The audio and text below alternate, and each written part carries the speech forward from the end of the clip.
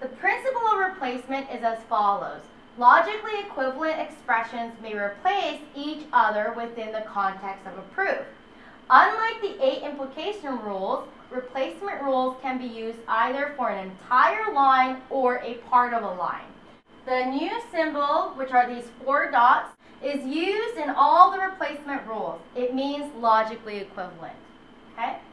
Okay, so this tells us about what it means to be a replacement rule.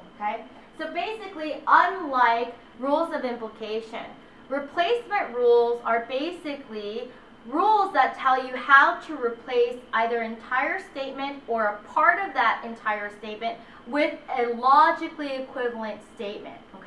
So a statement that has the same truth values, as the statement you're replacing, but a different structure or form. We've talked about logical equivalence when we were doing truth tables. Remember that 2 statements are logically equivalent when it's the case that both of the statements have the same truth values on each line of their truth table. Because they have the same truth values on each line of the truth table, if we replace one statement with a logically equivalent statement, it's not going to change the meaning of that statement. However, it will change the structure of that statement.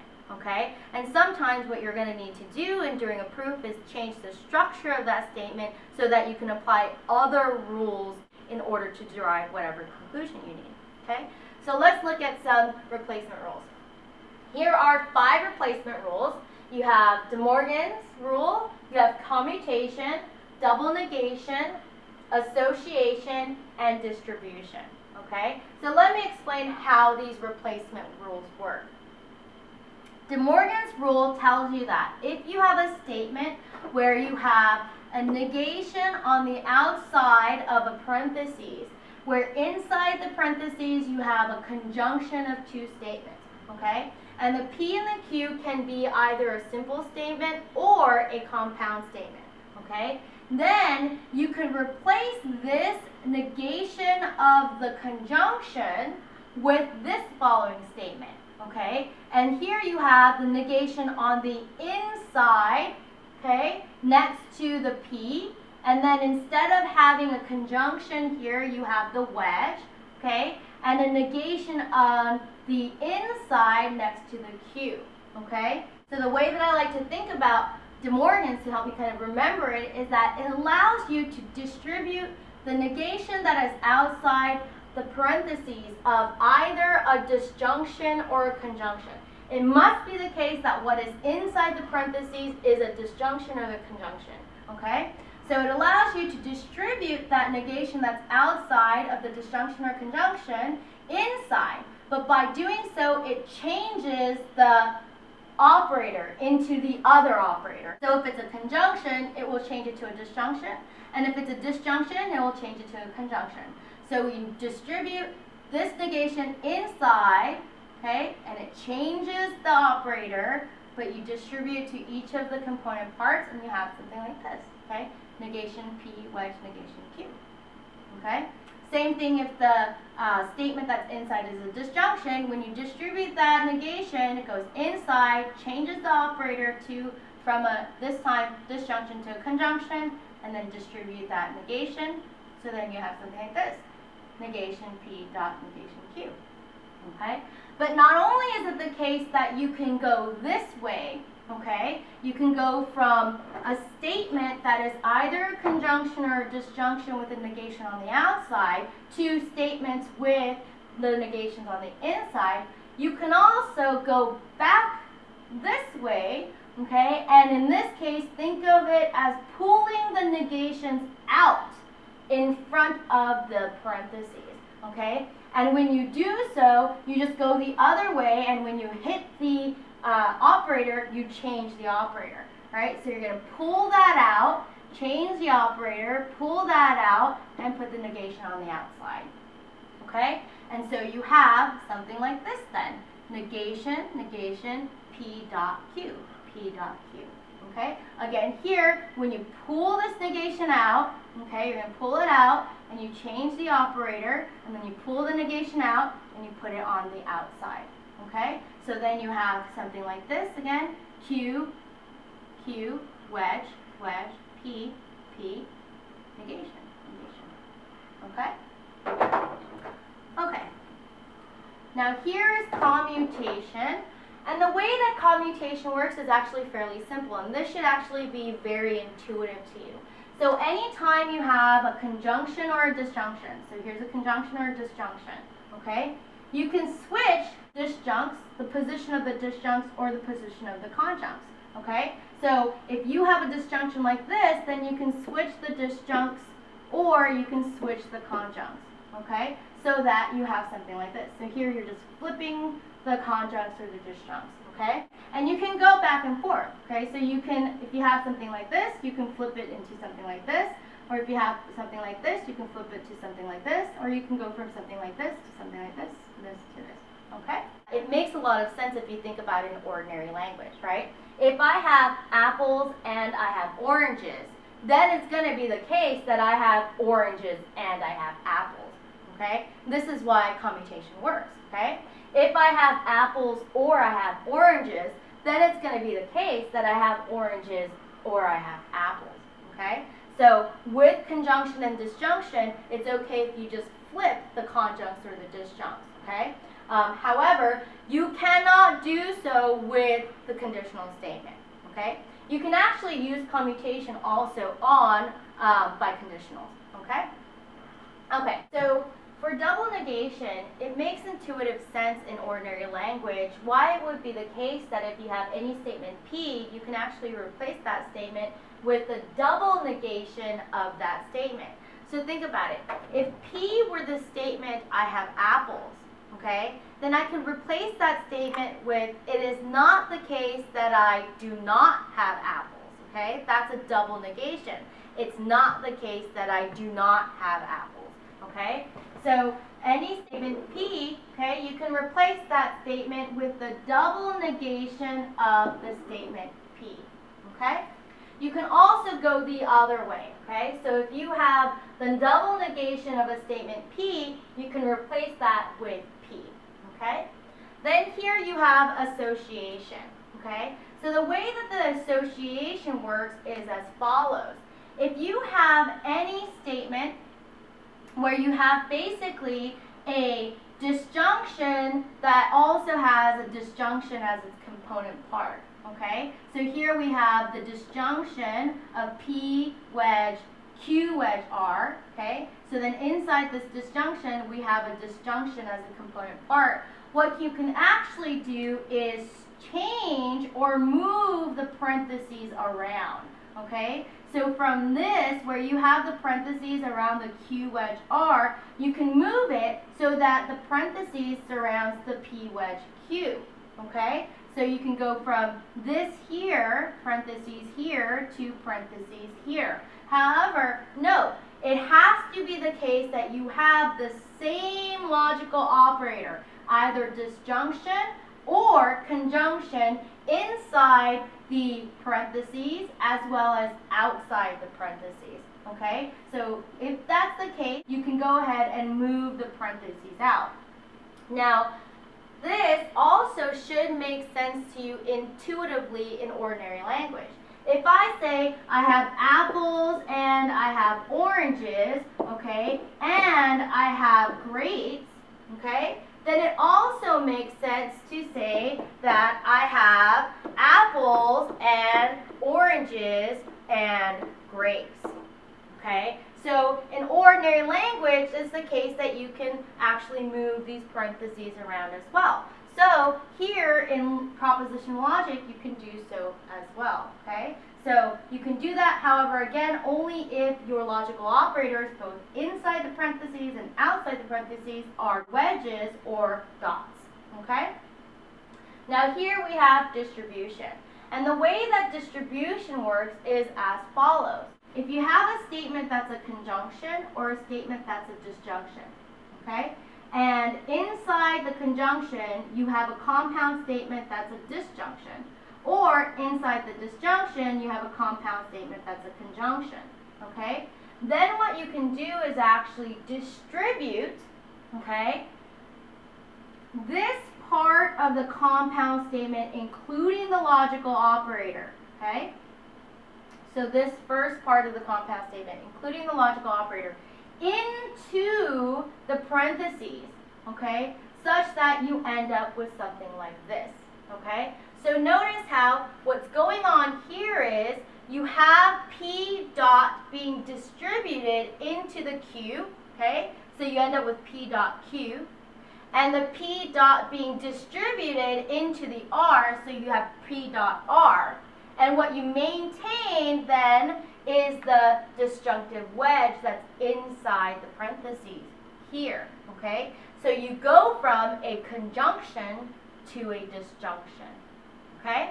And notice here what you're distributing is the P wedge into the parentheses, so here into the Q, so you have P wedge Q.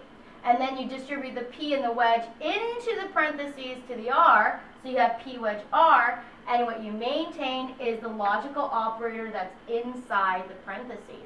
So you're going from a disjunction now to a conjunction, okay? So now that you have an idea of how these replacement rules work, okay, I want to kind of give you an idea of when you might use these replacement rules, okay? So here, it's going to be the case that anytime you have a negation outside of a parentheses, you cannot use anything that's inside of those parentheses unless you can get rid of that negation outside of the parentheses, okay? And one way to get rid of that negation outside of the parentheses is by using De Morgan's, okay? You basically remove it from outside to inside the parentheses. And notice, once you have the negation distributed into the parentheses, okay, you no longer have that negation outside. So then you can use whatever's inside the parentheses now, okay, as long as whatever's inside the parentheses is not connected to any other statement, okay? So De Morgan's is really useful when you need to get rid of that negation that's outside of the parentheses so that you can use the stuff inside the parentheses.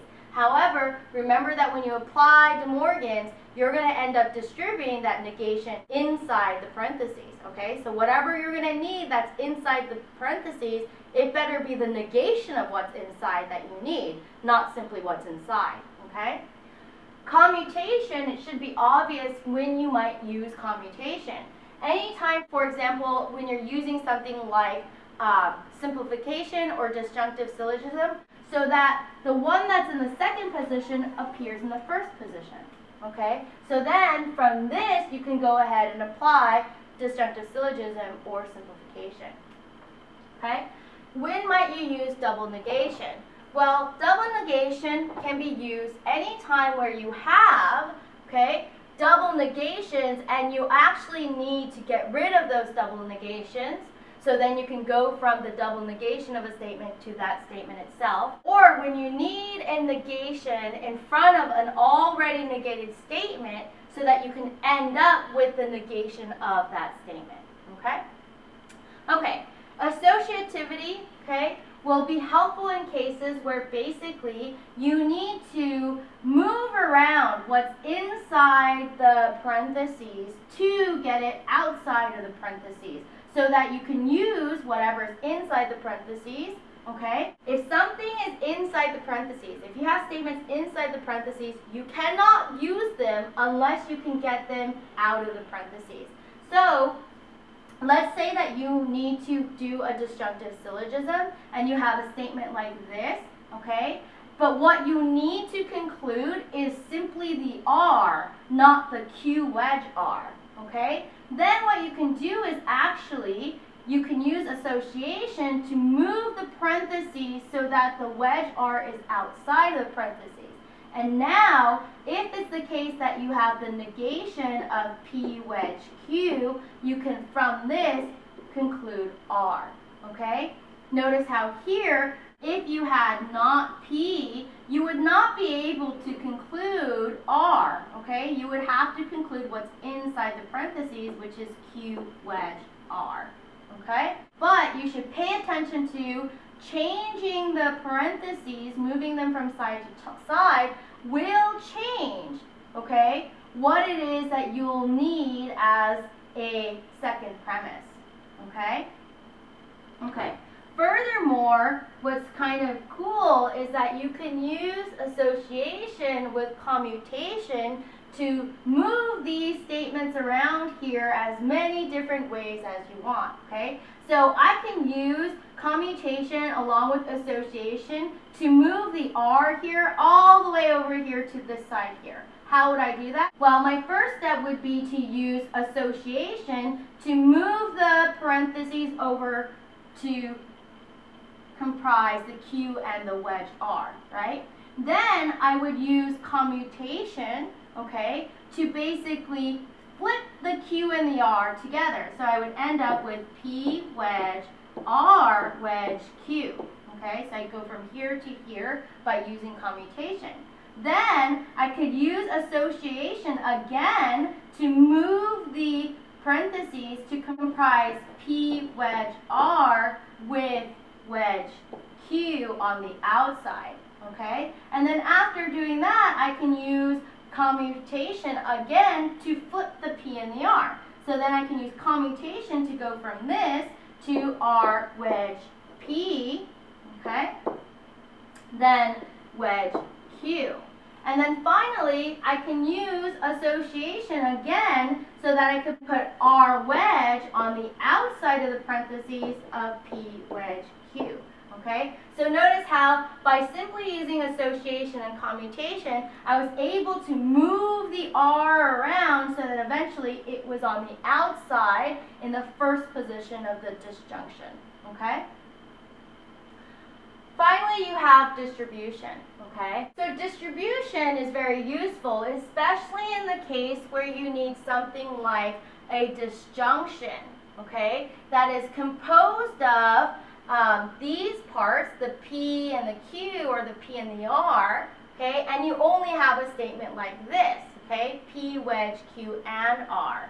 Or if it's the case that you have something like this, a disjunction, okay, and you need a conjunction, okay, that's something like this, P dot Q wedge R.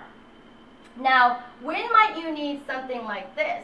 Well, you might need something like this if it's the case that you need to actually simplify this kind of conjunction to one of its component parts, okay? So if you actually need the P, okay, so if you're here and you need the P here in this statement by itself, then you can go from this kind of statement to this kind of statement and then get that P as a conjunct to then simplify it, okay? Where here, you're not going to be able to get that P out by itself unless you can get one of the disjuncts out by itself. Then you can do simplification. Here, you might want to go from something like this to something like this if it's the case that you need to simplify and get one of these disjuncts out, okay? So if you need something like this, P wedge Q, okay, but you only have something like this, okay, then you want to turn it into this using distribution and then do simplification so that you can conclude that on its own line, okay? Okay, so now let's look at some examples of doing natural deductive proofs using these replacement rules along with the implication rules that we've already learned, okay? However, before we begin, warning. Before we continue, please make sure you are very familiar with the first 13 inference rules. You might have a real difficult time understanding what follows if you don't. If you need to pause the video and familiarize yourself with the first 13 inference rules, modus ponens,